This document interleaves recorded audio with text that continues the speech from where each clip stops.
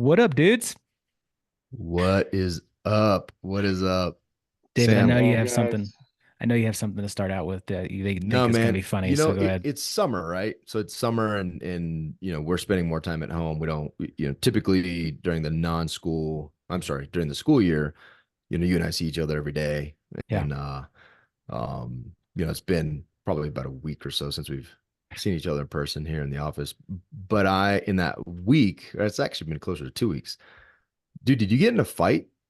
Like I feel responsible because I've got your back, bro. But I Yeah. see you're missing a tooth, and I'm like, dang, either dude took up hockey, got in a fight, and I Yeah. wasn't there to support. And so those that not on video can't enjoy the. I think some of the dudes from the Kinetic Man sent a meme of the Yeah. donkey, and they said that I don't know, but I just want to make sure So you're okay. I I'm want to make sure okay. all our listeners know that you're okay. I appreciate it, man. I appreciate your love and support, Mm, and just, you know, close feeling of connectedness that you yeah, have for me. empathy and compassion. Yep, got it. Yeah, that too. Yeah, it was a old high school football injury. Finally, 35 years later, came to fruition. So yeah, Oh, good. I'm glad he didn't get in a fight. No, well, there to didn't get in a back you fight. up, brother. Yeah. Thanks, man. Speaking of Welcome. fights, there's a fight that Sam Peterson's all about. Heck yeah, man. Dude, welcome to the show. Appreciate you coming on. We met in person a while back. You're here locally in Denver and got to hug it out with you and grab some coffee and get to know you a little bit better and excited to for our audience to get to know you more and what you're working on, what you're fighting for, your passion, your mission. So if you could, man, just give us a little bit of background about who you are and what you're doing. Yeah, absolutely. Thanks, Stu. And you're right. It has, especially lately, like I feel like I'm missing a couple teeth just from getting knocked around so much, dealing with the powers that be and the amount of rigidness that we see in a lot of government-backed medicine. But Mhm. we'll get to that. For anybody who has never met me, I'm Sam Peterson. I'm a former bomb technician, Army bomb technician. Did several tours in Afghanistan, and really suffered from just a ton of mental health issues as I was, transitioning out of the Army, out of being a bomb tech. All that stuff that you really push down inside really bubbles up to the surface when all of a sudden your support structure is just gone. And it almost led me almost led me to suicide. I had my 45 in my mouth, ready to pull the trigger, on it was January, or sorry, December 24th, 2015 or 14. Yeah, 14. And it was actually my phone going off in my pocket that saved my life. One of my buddies texted me, and right when I was about to pull the trigger, got the buzz, and I was like, you know what, this can wait. And you know it was actually MDMA that saved my life. It was a really life changing experience. One of my friends was just like, "Hey, man, you know, you're really screwed up. Sit down on that couch and tell me what's bothering you." And I had never done anything like that. I used to think it was the worst thing in the world. That you're putting holes in your brain, and I was so wrong, so wrong. And that one experience, it was like someone took my soul out of my body, just washed it in bleach and stuck it back in. And it absolutely changed my life and got me on this a really great trajectory.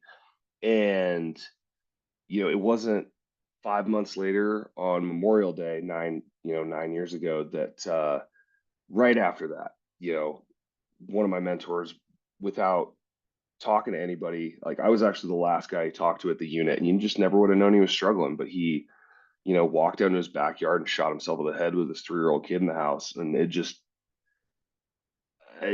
broke me off. And I know that if Neil had had the kind of experience that I had had that saved my life, that he'd still be here today. And man, that story is just, it's everywhere. We hear this all the time about some of the best people that we know taking their lives. And it was at that point I didn't know what I was going to do, but it's like, screw this, screw the Army, screw the VA. Like, there's got to be a way, because Neil was suffering from traumatic brain injuries. It's the most prevalent injury in explosive ordnance disposal, EOD. And EOD's got one of the highest suicide rates in the Army because of that continuous exposure to traumatic blasts. So, I just started reading. I started getting into PubMed and, started a nonprofit to help veterans get access to more effective treatments for traumatic brain injuries and PTSD. And man, through the research, it became pretty clear that there are some really amazing things available to us right now that people don't know about. And so that, led me into starting an outpatient psychiatry clinic here in Denver that uses these alternative treatment modalities. And I'll go into all of them in a sec.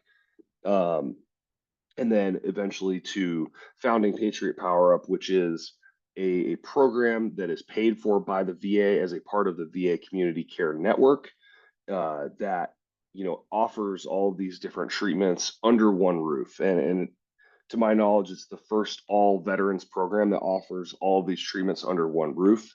And man, we're I really do believe that we're making it so more kids have their dads, and that's super important to me. And it's been my life's mission moving forward. Yeah, man. So, there's a couple of things that you said that I want to go back to as well. And I think it's interesting because there's almost like we've had another vet that was he ejected at Mach 1 and it just destroyed his body, and he went through probably the hardest part of his journey was not just a physical recovery, but it was after that, right? And there's like this path, this and it typically follows prescription medications and some therapy and this very like almost set path. But and that made me think, thinking about the quote unquote the solution also made me think about the problem as you highlighted it. And you're in a place of crisis, and I'm curious, was it like a lot of your bomb tech brothers and sisters? Was it the TBI stuff? Was it more of an emotional thing? Was it was it a combination? Because I think it's important also for folks to realize there's not one set solution to find health and happiness again. There's also a variety of ways. Like, you don't have to get blown up to be suicidal, and you don't have to not be blown up to be so right. Like it's not. I think it's okay for us to acknowledge that there's a variety of reasons that this stuff exists, because I think a lot of people think, well, I was never XYZ. I wasn't an operator. I wasn't blown up. I wasn't the, but the problems is still so prevalent, especially among vets. And if you don't mind just giving us some insight into Yeah. what you found through your healing that you were actually suffering from. Yeah, I mean, well, multitude of things. So, that was very eloquent, Dave. When we're talking about depression, anxiety, PTSD, traumatic brain injuries, what is the one thing that all of these issues have in common? You want to take a crack at it? It's pretty easy. Okay, they're they're all highly inflammatory to the brain. We're not that smart, dude. We're not that smart. All right. So, Especially David. I thought he'd be the smarter one because he's bald. Isn't that why you're bald? Because like there's too much heat coming off your brain from how hard it's working. As they say, busy roads grow no grass. You know what I mean? Don't give Yes. him more. Well, like I think this is actually a great segue into, well, first of all, when we're talking about all these depression, anxiety, PTSD, TBI, the comorbidities between these different issues, between these different disorders are all very, very intertwined. Like the most common comorbidity with traumatic brain injury is depression. It is well established in the literature. And I think there's some, and this is by no means trying to give anybody medical advice, but just to try to break down this problem into something that is easily digestible and something and a vector that people can target to reduce the symptoms that they're feeling without even going to the doctor. So all these things have inflammation in common. The thing to remember about our brains that is very, very, very important is that the blood vessels in your brain, especially like on the outer edges and the cortices, are very, very small. So small, in fact, that a single red blood cell can pass through these vessels at a time. Now, it doesn't take very much inflammation. And again, depression, anxiety, PTSD, very, very inflammatory. Not as inflammatory as a traumatic brain injury, but it's still not great for your brain. It does not take a very large amount of inflammation to take this hose and make it so all of a sudden that red blood cell is like sucking a golf ball through a garden hose. So that creates a pretty serious problem, just from a cellular energy perspective, because normally, our bodies, our brains, all of our cells run on ATP. It's our gasoline.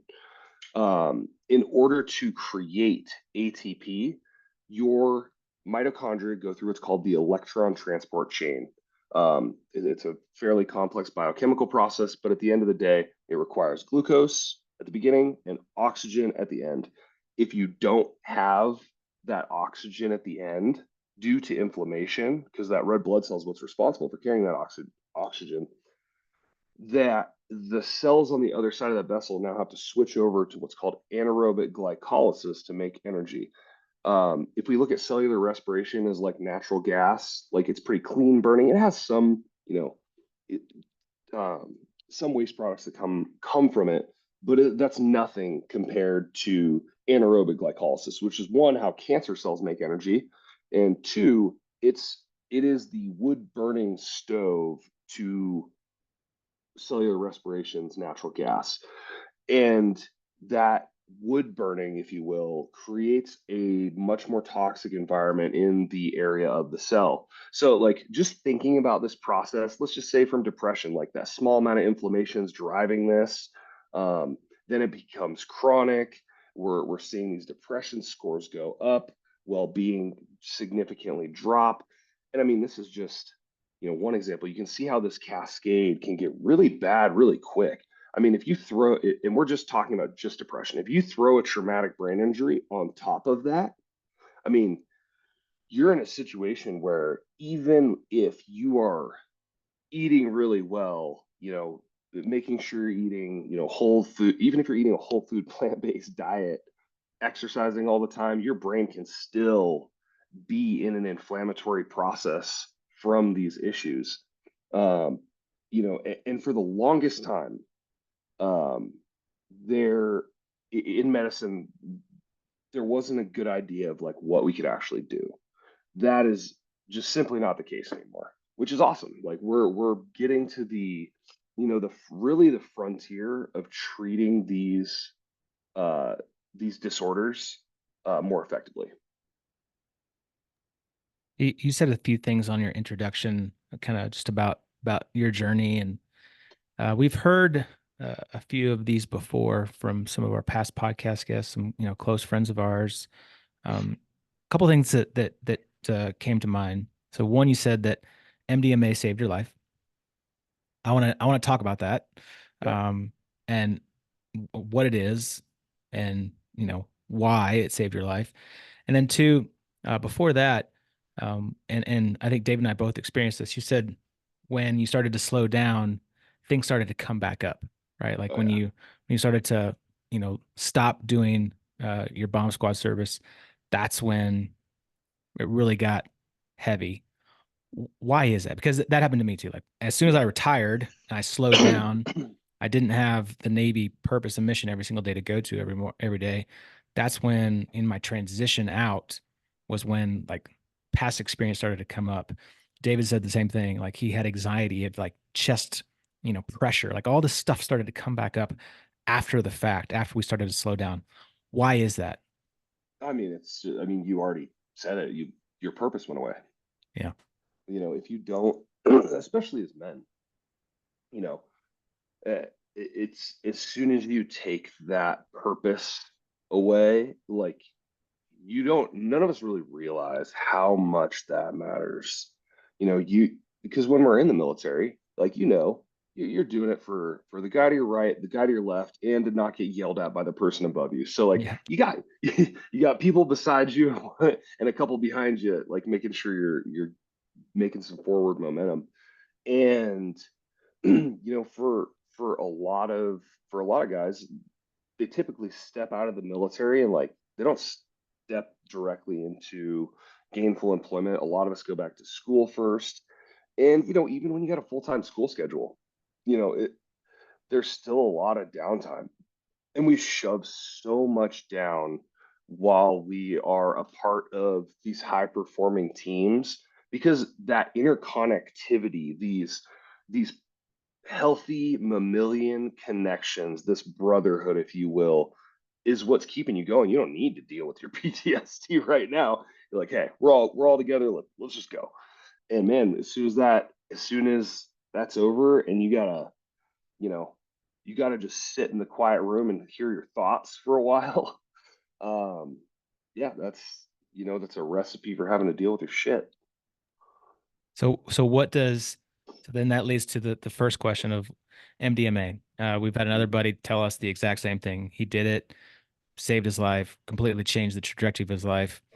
And it's something that I know the VA is, correct me if I'm wrong, but the VA is not allowing that yet. Is Not that a true yet. statement? No, no, it's still Schedule One. Yeah. The MAPS phase 3 trials have been done for a little bit.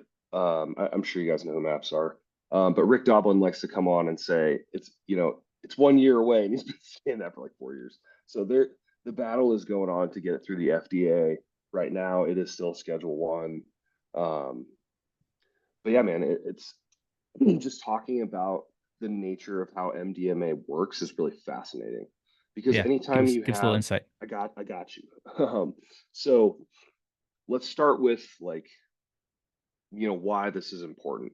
So whenever you have a, a traumatic response, trauma is felt by the entire nervous system simultaneously. And the level of emotion that is involved in that traumatic situation is directly proportional to how hard coded that memory and that emotional track are in your brain. Hebb's law, that is the law that says that with neurons that fire together wire together in a network. Also, that's kind of like how you build habits. If you have something that's super emotionally charged, that same law applies, and it just brings all that stuff together and it clusters it. The emotional response as well as the traumatic memory, they're clustered together very, very tightly. Why MDMA is important, and just a quick primer on how MDMA works. MDMA is I got it here in front of me. Methylene dioxide, methane 3-methylene dioxide, methamphetamine. Um, it goes into your brain cells. So you have your neurons here. It goes up into the presynaptic neuron where serotonin and dopamine are both stored, and it goes into your store of serotonin and it dumps serotonin into the synapse in a much greater volume than we would normally experience. So the serotonin, it goes up to its receptor, the 5-HT2A receptor. It binds to it, and then you get a nice little happy feeling down your spine. Everything starts to feel good, and that's cascading throughout your brain.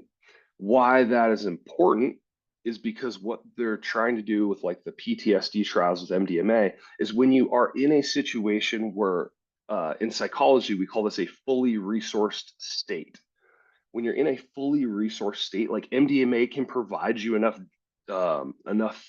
good feeling and well-being feeling to revisit those traumatic memories, and they're bound to that traumatic emotion, and start to uncouple it. And it can happen very rapidly because like if you're just sitting here and doing like kind of prolonged exposure therapy, at some level you're also reinforcing those neural tracks like that, you know the the binding of that emotional response um, with that memory. And that's the whole point of exposure therapy is we're trying to bring those bonds apart to differentiate that like panic response. Like let's just say you watch your buddy burn to death in a Humvee. Nobody wants that. It's absolutely awful. But you have to slowly over time, if you're not using MDMA as a power tool, prolonged exposure therapy, slowly but surely, and this process is very painful if you've talked to anybody who's ever gone through prolonged exposure. But MDMA allows us to, it's really just using power tools to accomplish the same mission, because you're getting someone into that fully resourced state, and you're getting them to relive that memory again. And Dr. Ron Schwenkler, one of my business partners, he's probably the best trauma therapist I've ever met. He's able to do kind of this work. He does it with like Tibetan singing bowls. So he plays the bowl, gets you into this meditative state. It's kind of a theta brainwave state where you're more suggestible, but you're completely relaxed, you're belly breathing. And he's able to do this same kind of work, without the drug. Not to say that either way is more effective, but how he describes it, and I think it's really apt, is imagine you're going through that traumatic experience, but this time you're holding the hand of the person you love the most in the world. Like, and they're not in danger or anything, but like, wouldn't that change the nature of that experience? And that is kind of the core metaphor for how we're uncoupling that, those two things, the traumatic memory from the emotional response. And once you're able to give those two space, uh, I mean, the research is pretty pretty clear. I mean, what, 64% no longer qualified for the diagnosis of PTSD after, in the phase 3 double-blind placebo-controlled trial. That's insane. Wow, man, that's crazy. And I'm curious. I kind of want to circle back to one of the things you were talking about, the inflammation aspect of the brain. And is MDMA also impacting, like, is there a direct impact on the inflammation piece, or is it like, how do you, because my question after you were talking through that, and we kind of switched subjects, but immediately my thoughts were like, hey, how do you deal with the inflammation piece? If it's a common a Mhm. thread through all these through a lot of these challenges, and it's something that if we could control that, if we're one conscious of it, and two, we can control it, how do you do that? Does MDA also impact that? Like, how do we get after this inflammation piece? So I can't speak to you. MDMA actually does activate some inflammatory responses in the brain. I don't think MDMAs are our go-to tool for treating that inflammation. In fact, ketamine is much more apt for that. um, but so let's let me just And, go and through. my my ignorance is fueling the difficulty of the question for sure, and that's why I ask it too, because I want to more deeply understand, help people realize, because you have a clinic that has, it's not just you're not just giving MDMA therapy, you're doing hyperbaric, and my assumption, right or wrong, just let me know. I'm not overly sensitive to being wrong, so just say, dude, you're way off. But my assumption is that at your clinic, a lot of the other treatments, alternative treatments, are specific to deal with the inflammation Mhm. piece, not Yeah. necessarily just a psychological, Mhm. the emotional and psychological therapeutic benefits of MDMA to decouple that Yeah. experience in order to treat it, right? I'm assuming you're also with the other methods dealing with the inflammation specifically. Yeah. No, yeah. And I do want to say, like, none of our programs use MDMA yet. It is still Schedule 1. Like, that is not, um, it's not legal for us yet. It's on the horizon. However, 1 year, honestly, like, right? Just 1 year away. just 1 year away. Just one Yeah. I year mean, away.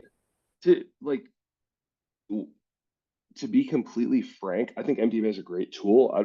We have everything we need to treat this right now, and to treat it very, very effectively. And you mentioned the ketamine. So why don't I just go through kind of, like, I can talk a little bit about each of the modalities that we use and why we use it, because it's going to tie into that inflammation piece as well. So, one of the first things we do, both in our Patriot Power Up program, that's our VA program, and it's also something we offer at the clinic, is ketamine infusion therapy. Ketamine is an NMDA receptor antagonist, and it basically causes a control alt delete, like a reset for your brain. um, it also downregulates inflammation in the brain. It downregulates inflammatory cytokine production, actually. So, ketamine is a really great first line therapy. It is between 70 to 80% effective, depending on the study you read, at treating major depressive disorder. We've also seen, people with PTSD and anxiety do really, really well with it, as well as TBI. Honestly, it's probably, in my opinion, and I'm not a doctor, from what I've seen, it's probably one of the it is the most effective frontline treatment for chronic traumatic brain injuries, where we have individuals suffering from post-concussive migraines, brain fog, irritability, panic attacks. It really, really helps because it downregulates inflammation very rapidly. So we can just like take the temperature down on all of these issues with ketamine. And that's not to say that ketamine is a miracle drug. All like it, what we see with ketamine is typically between 4 to 10 weeks. And I know that's a large range, but it depends on the person. That depends on their lifestyle, their habits, diet, all that stuff.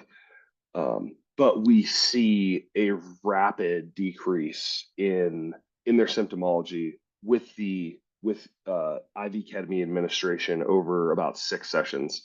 And the other reason we use ketamine, especially in the program on the front end, is it upregulates brain-derived neurotrophic factor, which is a hormone that allows your synapses, or sorry, your neurons to branch out and create new synaptic connections. So it's really, really valuable for that, and that's also part of what scientists are looking at for the antidepressant effect, is that branching out and creating new synaptic connections. It's allowing us to think in different ways about our situation, and then the next thing, the next two things that we use in our clinic are hyperbaric oxygen therapy and transcranial magnetic stimulation. They're both very different.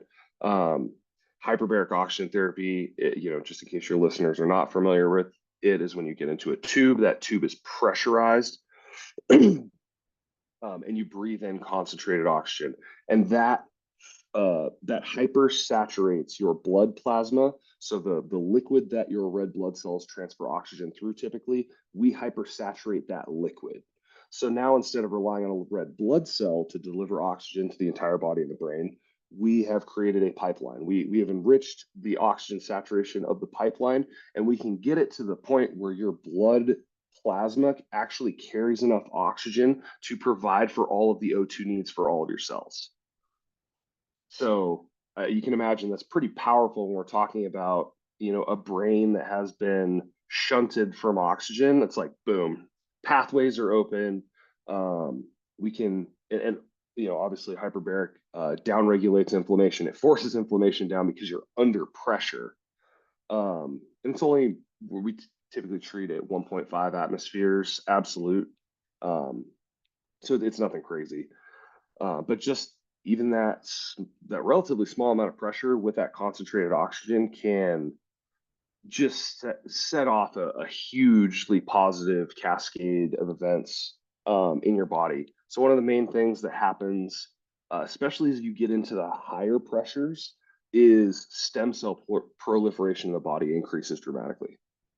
So, that's why hyperbaric oxygen therapy is FDA indicated for wound healing. So now, we've downregulated inflammation. We've given the body all this oxygen. The neurons are starting to branch out, create these new connections.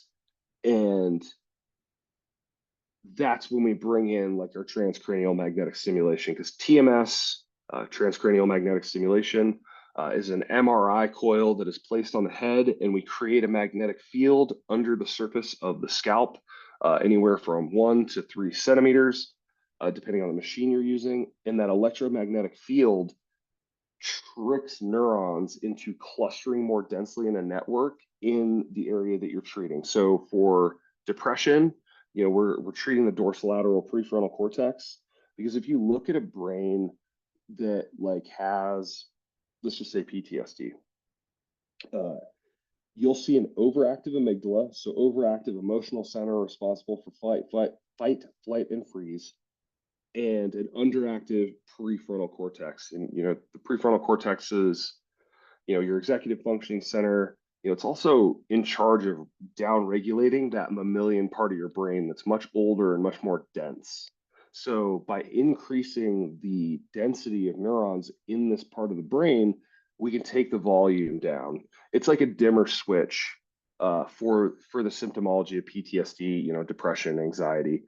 So it really allows our patients to, instead of you know having a trigger and then either getting sent into a panic attack or sucked down the depression hole, it just gives them more awareness. So they're like, oh, that's a trigger. I don't have to interact with that. I can sidestep that. Like, I don't have to get sucked down the hole. Let's step to the side. I don't have to go into a panic attack. Everything's fine. Um, so Yeah, that's when you, powerful, man. yeah, Well, man, when and you, Stu, be careful because if Stu ever goes for the treatment, he's got a very thick skull. So like you probably have to really up the magnetic. And then if you dim him more dim than he already is, he might just turn off. I'm sorry, Stu. well, I'm just looking out for you, buddy, because I wasn't there for your fight. Hey man, I feel the love. I appreciate it. I've got a deep TMS machine that's made for thick skulls, just like yours. I I have lots of comebacks. I'm gonna be the bigger man here. All right. I'm gonna be the bigger man here and let's just continue. Hey, It's Sam, beautiful, beautiful and gracious of you. yeah, you're I welcome. don't know, Stu. You should slum it a little bit. Come on, take your shots. Um, I heard in this conversation you had mentioned just the simple things of diet and exercise. How does that play into mental health? Oh yeah, I mean, if you are not eating a healthy diet and exercising, you are putting yourself in a terrible position. Um, you know, all of these things that we're doing are absolutely no substitute for lifestyle modifications. Like, you need to be raising your heart rate. You need to be, at least getting 20 minutes a day of, zone two. And I'm taking that straight out of Peter Patia's book, um, Outlast. And I mean, he goes into such wonderful detail about how each one of these pieces, diet, exercise, I'm throwing your microbiome in with that, plays in your overall health and wellness. And I was just reading a study that was actually that just eating a plant focused Mediterranean diet had a greater clinical efficacy than taking antidepressants. Not hard to do. They're not that great, but that's the foundation of all of this. Is like, it really is. Eat healthy, exercise, get out in the sun. Your sleep needs to be dialed in, because I don't think people understand is like that's how your brain cleans itself. Like, your cerebral spinal fluid, when you're in I believe it's deep sleep. Um, if you watch like someone's spinal column, like under an MRI, it's actually pumping cerebral spinal fluid up to take out all these toxins and drain them into the body, so they can be processed. So if you're not sleeping, your brain is not cleaning itself. And we could honestly get into the complexities of traumatic brain injuries for that one, as well, just to talk about like how the not sleeping, not having your brain clean itself causes a significant knock-on effect for the downward spiral of TBI. Yeah, dude, I'd love to talk about that. I think sleep has been a really important focal point for me because I'm a pretty terrible sleeper. And over this past like couple of years, I've really been trying to get better sleep, and it's made a really big impact. Before we do that, though, I think it's really interesting just the health aspect of diet and exercise, and just thinking through. I'm just thinking through like my kids and when they go to school and the school cafeteria lunches and like just the crap that they give to them for school lunches, right? And the crap that they have in the DFAC in our military, like on our bases, and just like we don't talk about that stuff, like all the crap that we eat. And I mean, military, we're big on exercise, but I think it's a different type of exercise, right? Than what really should be focused on. It's just movement, zone two, weights and just continuing on that throughout our life, even as we get older and older and older. I think that's really important to just hit on for a bit. Oh yeah, I mean, hey, it's you can either invest in your wellness or pay for your sickness, and that's really what it Mhm. comes down to. I'm by no means an exercise physiologist or anything, but I can tell you it's I think I was reading another study that the muscle volume and foot speed are some of the two greatest indicators of your longevity. Because as soon as, as we get older, things get more brittle. As soon as you go sedentary, like you fall down, you break a hip, I think the mortality rate for a hip fracture at the age of like 65 is something like 70%. It's Yeah. insane. Don't quote me on that one. That I'm taking that off the top of my head, but it yeah, it's just go out and do it. I mean, it also increases dopamine proliferation. Honestly, I'm working on putting a home gym downstairs. I'm getting my cold plunge and my sauna going, and I am so excited. Nice. Nice. Let's talk about sleep. How does sleep impact our mental wellness? Yeah, I mean, hey, if you're not sleeping, your brain's not cleaning itself. You're building up toxins. I'm talking here very high level here. You're building up toxins. You're not exchanging enough data between the two hemispheres of the brain. That's what is hypothesized happens when you're dreaming. You're exchanging data from the left and right hemispheres of the brain. Yeah, we are very complex, biological computers on a meat chassis. I mean, you have to do maintenance on these parts or they will fall apart. Um, and sleep is a huge part of that. One of the hacks that I found is using transcranial direct current stimulation. So that's something you can get off Amazon. We also use in our programs a lot. It's only like $100. It's like a little TEMS unit with sponges and a cap that you can stick on T3 and F4, and you run two. I think it's not 2 hertz. Um, it's a little 9-volt battery, but anyway, you're just running a very small amount of current on those spots 30 minutes before bed. It can help put you out. Um, because with sleep, especially the inability um, to get into different areas of sleep, it typically, and this is something that I've heard from my friend Dr. Brad DeBeer at Axon Healthcare. He's a chiropractor that just does everything neurological. Um, the inability to get into those lower ranges of sleep, particularly delta wave sleep, um, comes from an issue with uh, not enough alpha wave creation in your brain. So that's something that the TDCS machine can help with, increasing those alpha waves. And the alpha waves help us switch channels because we got alpha, beta, theta, delta. Um, so that's a quick hack a non-drug hack that we can use to get better sleep. Neurofeedback's also pretty great on helping us train those brain waves or our ability to control those brainwave channels and get into different states. Dude, I love it, man. I think we could go for hours. This stuff is fascinating. One of the things you said that I really want to highlight though is anything we do, and this actually was very apparent for me this morning, just as I was thinking through it. So I've been going to a chiropractor, and but one of our previous guests, Dr. Dre, she had put something out, and these two things kind of hit me this morning. And she said, "Hey, therapy's only, you can't expect to go to therapy once a week and achieve any kind of true healing, right?" She's like, "You have to be, the other 167." Hours of the week, like you have to be willing to put in work. You have to be willing to do things that will drive towards health. And then when I went to the chiropractor today, it hit me too. I'm like, man, this guy's doing these things and he's loosening things up and making my body feel great. But if I don't then do the follow-on work of rolling or stretching or doing whatever, like I'm just going back the next week for him to repair again the same things, and then I'm not making real progress, right? Same with working out. You can't in church, right? Like those of us that think we can go to church once a week if our faith is important to it, which was to Stu and I, it's a foundation. You don't go to church Sunday and then you're like, I'm good.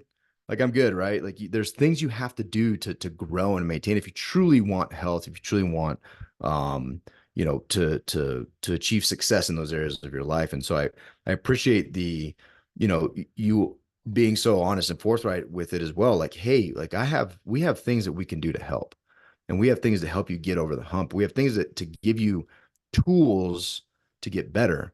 But there's a big part of it too that is our desire and willingness and our aptitude to push ourselves to truly get to a place that we want to be. Number one, defining what that is, and number two, like, okay, what's the plan to get there? What's the process to get there? And then with the help of these tools that you're providing, man, it could be it's significant. Like you can experience true freedom through in all these areas, right? And so I applaud you for not only having the heart for veterans and the desire to give back, but dude, what an honest, what an awesome purpose. I bet since you started you just focusing your life purpose on helping vets get better, I imagine your purpose is sky high, potentially even more so than you ever experienced even in the military. Totally. Dude, there's nothing more rewarding than giving someone their life back. If I could actually, can I share my screen real quick? Yeah, Cool. let me give you I'm going to show you what it all right, you looks got it now. like. So this was these are the outcomes for one of our patients in our Patriot Power Up program. Just to show you the power of um, the combination of ketamine, hyperbaric, and TMS, and just how fast it works. So this was a bomb technician who was, excuse me, blown up in Afghanistan. The only reason he survived this explosion was because the Green Beret in front of him took most of the frag. He had an IED go off about a meter and a half from him, and he came to us with significant brain fog. He was having challenges that you would talk to this guy and you would just think he was in a daze, and significant depression, anxiety, as you can see from the chart here. And, within less than 10 days, we were able to bring him from severe on both depression and anxiety to, no longer qualifying for the diagnostic. And his mood and sleep went from pretty awful to, very far more upregulated. And the really cool thing that we saw was that we were able to increase his executive function by 150%. Like, Dude, That's that's awesome. crazy. like, look at that. I love showing graphs. Is if you can just imagine the difference, and when you see Mm. him now, light behind the eyes, super, super with it, talking about going, he's already got a successful career. He's talking about, you know, changing it up, going back to school, running a really successful social media channel. And, that's just one example. I got plenty of these. And this is something that I hope if anybody's listening to this who is struggling with this stuff, that the big takeaway here is one, you're not alone. Dude, people are dealing with this shit all the time. And two, there is hope. We actually have treatments that can heal the brain.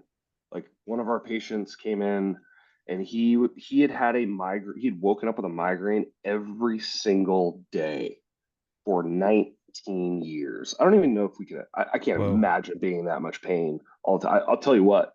I wouldn't play that game very long. I wouldn't play for 19 years. No. He stuck it out for 19 years till he finally got to us. He hasn't had a migraine since he started treatment. He started treatment like beginning of January, got graduated February, and he still hasn't had a migraine. That's awesome, man. Yeah. Well, dude, where do we send people? What do we put in the show notes? How do we get this in front of more people? Where do we send Yeah. guys to find out about So you? yeah, if you're a veteran who's dealing with these issues, we have a program for you. It's called Patriot Power Up. We are an inpatient mental health treatment center that we can serve all of Tri West. I'm working to get into Optum. So anyone on the west side of the country, that includes Colorado, Wyoming, Washington, Idaho, Montana, New Mexico, Utah, Texas, California, Hawaii, and Alaska, you can come to this program. You can get a referral from your VA provider. I'm not going to lie, it can be difficult to get a referral from your VA provider. The VA is locking stuff down because of this administration right now, but this does exist. You can get into it. Just check out our website, www.patriotpowerup.com, and give us a call. The 866 number that'll be in the show notes can connect you directly to me. If you are in Colorado, we have a clinic called Mind Spa in the Denver Tech Center where we do ketamine, transcranial magnetic stimulation, and mild hyperbaric, as well as talk therapy and medication management and we on the Mind Spa side of the house, we take just about every major insurance carrier. Yeah, so that's for everybody, right? Not just veterans. Yep, Mind Spa's for everybody. Patriot Power Up is just for vets. What about active duty?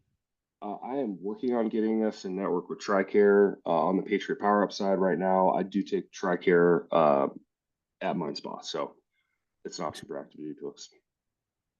Dude, you're doing good work, man. You're doing great work. I appreciate everything that you're doing. I know there's a lot of people that need this. Veteran suicide is a major issue, and I'm glad you got this mission, man. I appreciate you. No, thanks, Stu. It's a calling. Hey, guys and gals, reach out to Sam. We'll put all that information in the show notes. Hey, let's take some action. Let's get in front of this. If anyone's listening to this and you know someone who's having issues, tell them about this episode. Tell them about Sam and the work that he's doing. Share this message, and let's all go take action to help our veterans, to help our mental health and mental well-being, because it's important. Sam, thanks, man. Yeah, absolutely. Thanks, guys. Yeah, thanks, Sam. Appreciate you, brother. See ya.